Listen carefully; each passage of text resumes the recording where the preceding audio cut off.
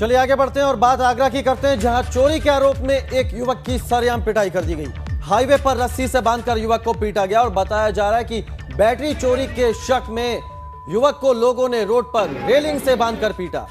युवक की पिटाई का वीडियो वायरल हो गया है। थाना एतमादपुर क्षेत्र के बरहान तिराहा हाईवे का यह मामला है, जहां पर बैटरी चोरी के आरोप में एक युवक को बेरहमी से पीटा गया। हाईवे पर रेलिंग से बांधकर इस युवक को पीटा गया और इस युवक पर बैटरी चोरी का आरोप लगा और उसके बाद भीड़ ने इसकी पिटाई कर दी।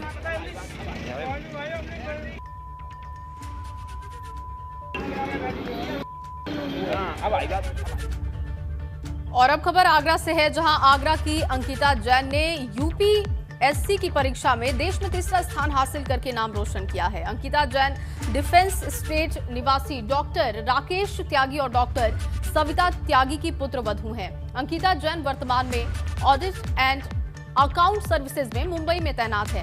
अंकिता जैन ने यूपीएससी की परीक्षा में देश में तीसरा स्थान पाया है, जिसको लेकर परिवार में बेहद खुशी की लहर है।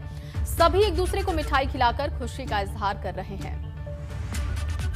तो यूपीएससी में तीसरा स्थान अंकिता ने हासिल किया है। न सिर्फ आगरा का नाम रोशन किया, बल्कि देश का नाम भी उन्होंने रोशन किया है। परिवार में खुशी का माहौल है। ऑडिट एंड अकाउंट सर्विसेज में तैनात हैं अंकिता और उन्होंने ये मुकाम हासिल किया है। तीसरा स्थान उनका रहा है यूपीएससी में। तो कड़ी मेहनत लगन की वजह से उन्होंने ये मुकाम हासिल किया। अंकिता के परिवार में खुशी की लहर है इस खबर के बाद से।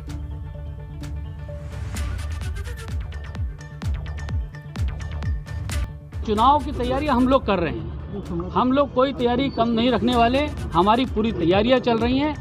भारतीय जनता पार्टी की सरकार पुनः बने, उसके लिए हम कोई कोर कसर में नहीं छोड़ने वाले और हम पूरी तरह से कंफर्टेबल भी हैं। आप देखिए, आज कांग्रेस के अंदर अगर हरीश रावत जी और एक आध व्यक्ति को छोड़ दिया जाए तो सारे लोग भारतीय जनता पार्टी में आने के लिए ललायित है। हमको तो हाउसफुल का वोट लगाना पड़ रहा है। हम कह रहे भाई इतना नहीं ले पाएंगे, लेकिन हरीश रावत जी और उनके एक दो नजदीकी लोगों को छोड़ के प्रत्येक व्यक्ति भारतीय जनता पार्टी में आने के लिए उत्सुक है। वहीं देहरादून में हुई कैबिनेट की बैठक के दौरान 29 प्रस्ताव लाए गए, जिसमें सरकार ने कर्मचारियों के भत्ते से जुड़ा बहुत बड़ा फैसला लिया। सरकार ने कर्मचारियों के महंगाई भत्ते में 11% की बढ़ोतरी कर दी है। इसके साथ ही लोहा घाट को नगर पंचायत से नगर पालिका बनाने के प्रस्ताव को भी मंजूरी दी जा चुकी है। तो 29 प्रस्ताव लाए गए कैबिनेट में। कैबिनेट ने कर्मचारियों का भत्ता 11% बढ़ाने पर मुहर लगा दी है। लोहा घाट को नगर पंचायत से नगर पालिका बनाने को मंजूरी मिल चुकी है। पुष्कर सिंह धामी कैबिनेट में 29 प्रस्ताव लाए गए। कई बेहद अहम प्रस्ताव जिन पर कैबिनेट की मुहर लगी। राज्य कर्मचारियों के लिए उनके हित में भारत सरकार की, जिससे भारत सरकार ने महंगाई भत्ते को 11% बढ़ाने का निर्णय लिया था, राज्य मंत्रिमंडल ने अपने राज्य के कर्मचारियों को भी, जो अभी तक कुल डीए 17% था, उसको बढ़ाकर 28% करने का निर्णय लिया।